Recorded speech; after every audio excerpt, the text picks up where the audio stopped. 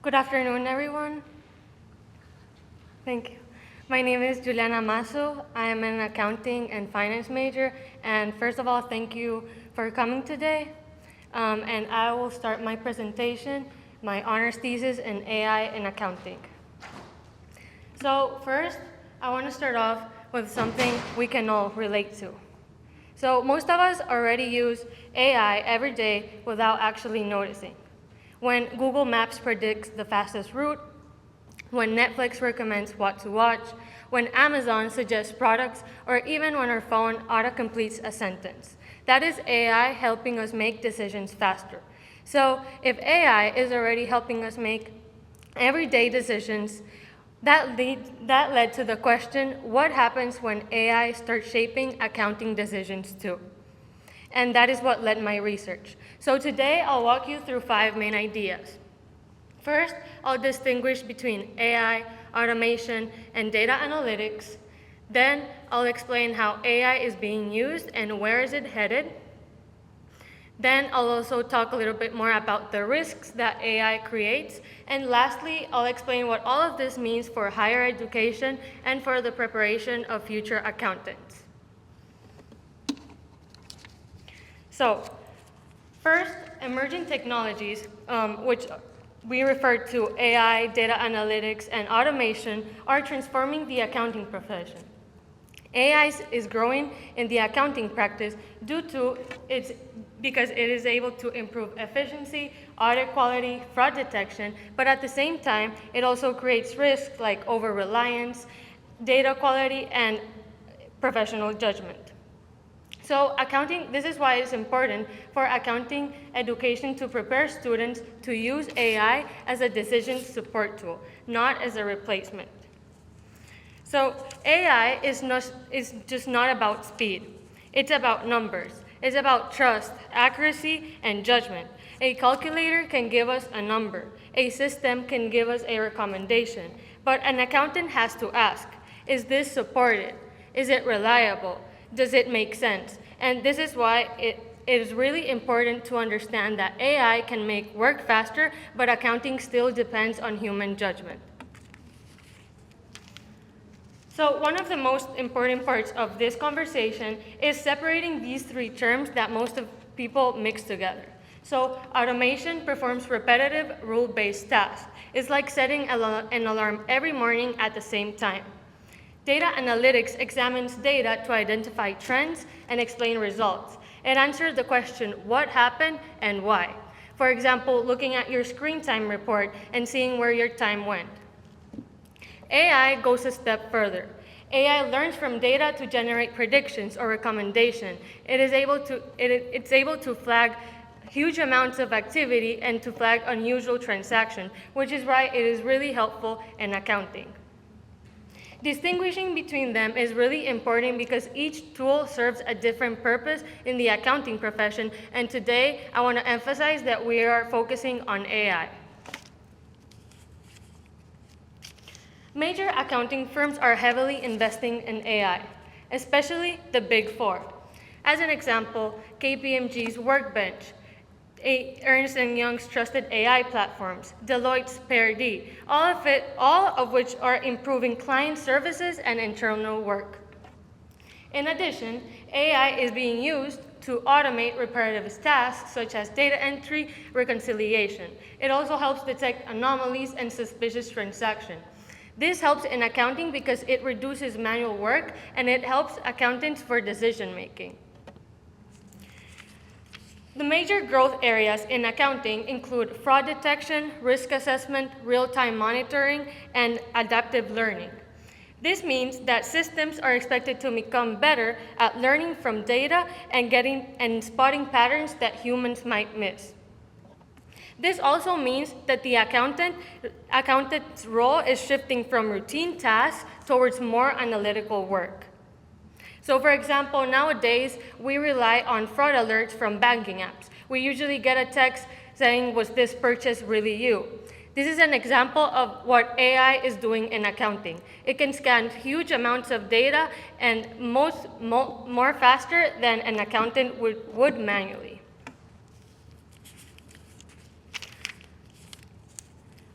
So, of course, AI offers great benefits, but it also creates risks. One of the risks is data quality risk. So, AI depends on the quality of the data it receives. So, if data is incomplete, outdated, or inaccurate, it will also produce outputs that are not reliable.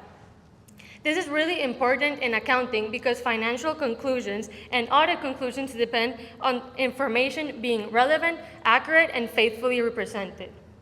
In addition, we have bias and privacy concerns that can create legal and ethical problems. Another risk is compliance risk. Inaccurate AI outputs must undermine relevance and faithful representation. This means that if AI produces an answer that is not correct and we use this answer for decision making or financial reporting, this also creates legal problems if it's not used and if the output is not being reviewed carefully. So there's also two main risks concerning audit quality risk and system integration risk. So for example, lack of explainability. Some AI chatbots are not able to explain or to support how they reach certain answers. And this is really important because in accounting and auditing, accountants need to be able to justify their conclusions. Another risk is over-reliance on AI. The more polished and confident AI sounds, the more likely it is for a student to rely on those outputs without questioning it, which is also a serious risk because we need to be 100% sure that everything that AI is prompting us is supported by facts and evidence. There's also system integration risk because many firms still rely on legacy systems in which those AI tools do not integrate smoothly with old infrastructure. In addition, we also have firm size differences that creates uneven adoption risk because bigger firms, like the Big Four, have more resources to invest in AI compared to smaller firms. A great example of this, of lack of explainability and over-reliance in AI, would be the Deloitte Australia 2025 case example in which an AI-assisted report contained hallucinated legal quotes and non-existent citations. This is an example of why professional judgment and verification matters, because even though an AI-assisted report could look convincing, it does not make it correct. So, this brings us to higher education. Firms increasingly expect graduates to be prepared to work with AI, but there's a skill gap between what students are being taught in the classroom and what their profession now requires. Research shows that students need to be able to analyze data, validate AI outputs, apply professional judgment, and identify bias. So successful integration of these AI tools depend on the support of the profession itself. And this is not a problem at all because in the past we have seen how the accounting profession is supporting higher education. And as an example, it would be Ernst & Young's Academic Resource Center, which provides case studies and more resources for students and for higher education. Another example of this would be the American Accounting Association, which in the past provided access code for students to use the FASB codification, which is an accounting data set, so that they could use it at a reduced cost. Another way that higher education could support another way the accounting profession could support higher education is firms like KPMG creating educational platforms of AI so that students can use and gain hands-on experience without compromising proprietary information. So, most of us here in this room know that students are already using AI. Professors are also using it too. So the question is not, will students use AI? The question here, the more important question here is, do students know how to question AI? Do students know how to challenge it? So it is really important that higher education teaches students on how to test AI, question it, and prove that AI is right, and distinguish when AI is wrong, because it's a system and it can also contain bias and errors. So this is really important when teaching to students. So a few ways we can achieve this is using the SET model, which stands for Student, Environment, Task, and Tools. So the main goal here is to first ask, who is the student? What is the environment? What is the task?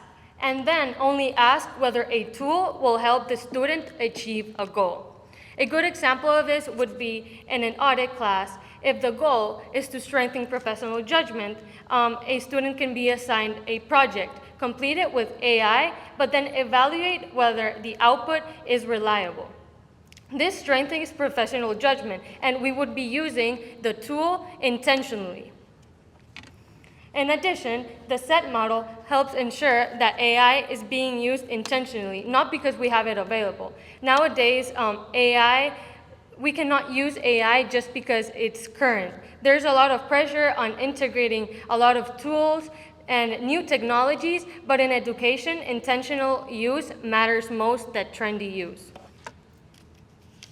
Another strategy is reperformance, which means independently redoing a completed task to verify the accuracy of the result. So an example of this would be in a tax class, we could give students a tax recommendation and ask them to check the assumptions, recalculate the recommendation, and to evaluate the output, whether it can be trusted. The goal of reperformance is to use AI as a learning tool while still preserving critical thinking. This method also helps students question AI reliability. It strengthens students' technical knowledge, critical thinking, but most importantly, it strengthens professional judgment. So based on several studies, there are critical competencies that students must develop to be ready for an AI-integrated profession. These skills include data interpretation, technology skills, technology ethics, professional judgment, and teamwork. All of this is important in accounting because accountants will not only work with numbers, they will work with data sets, they will work with systems, they will work with ethical questions, and most importantly, they'll be working in a collaborative digital environment. So, how can we build these competencies? My research suggests several approaches.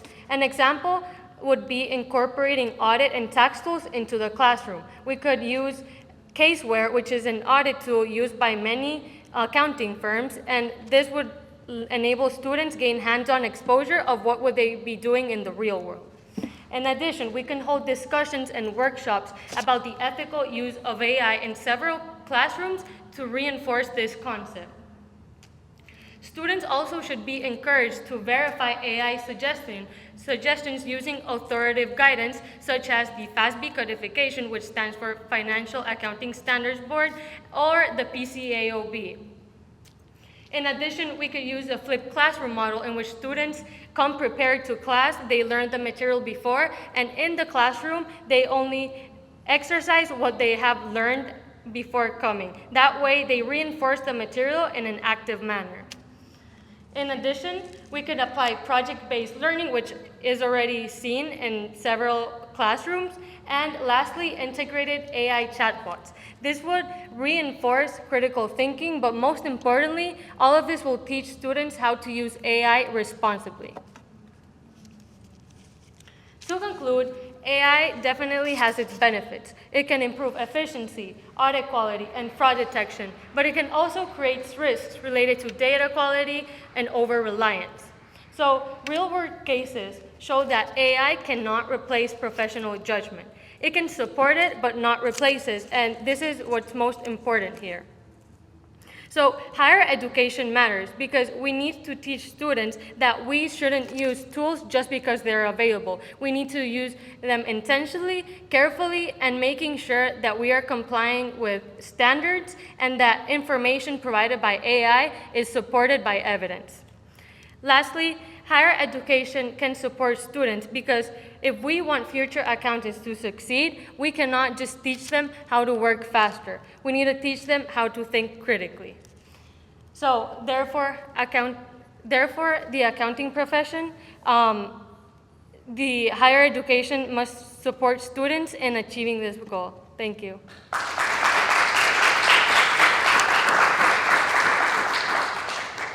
Any questions? There are questions. Okay, yeah, Santi. Have you seen any effects of AI in the employment market, the job market, the big accounting firms? No, because, and I'm really confident that in the accounting world, we still need accountants because, as I mentioned before, accounting requires professional judgment, critical thinking, which this cannot be completed by AI. So for the moment, there's no change because we still need accountants to evaluate and to make decisions. Yes? I'm wondering about the Big Four companies' interaction with AI, because they know, you mentioned a little bit about how we still need accountants to do the work and we can't rely on AI yet. Yeah. I'm just wondering if the four big accounting firms, to the best of your knowledge, are working with AI companies on this problem in accounting, because it's a really big field. Yeah. So for example, as I mentioned before, the Ernst & Young's trusted AI platform. So this platform helps other organizations ensure that they are using AI effectively. So this is a way that that organizations could mitigate this problem. But most importantly, Big Four firms are using AI, for example, for drafting, reviewing, risk assessment, but it doesn't mean that they're giving all of the work to AI. Yes. First of all, congratulations, great work. Thank you.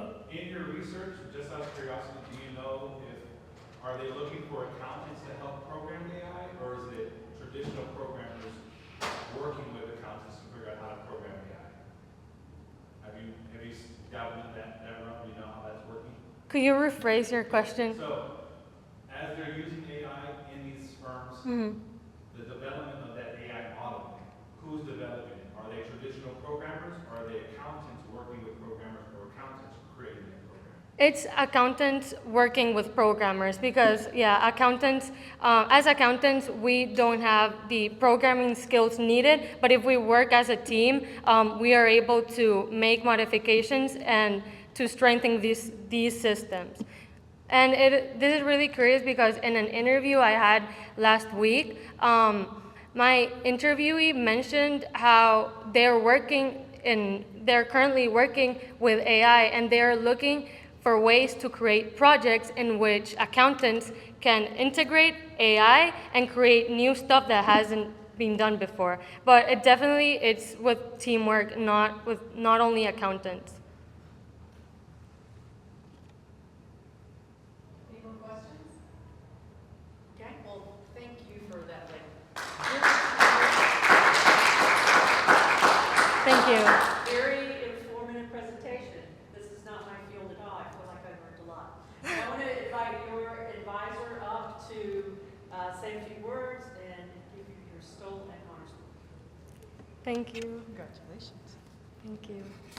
All right, so it has been my privilege to have Giulianna in 3 of my courses and then to work with her on her honors thesis. She has also been one of the best SIs I have ever had in any of my classes. I look forward to seeing what you do in the future, and I have no doubt that you're going to go far. Thank you so much.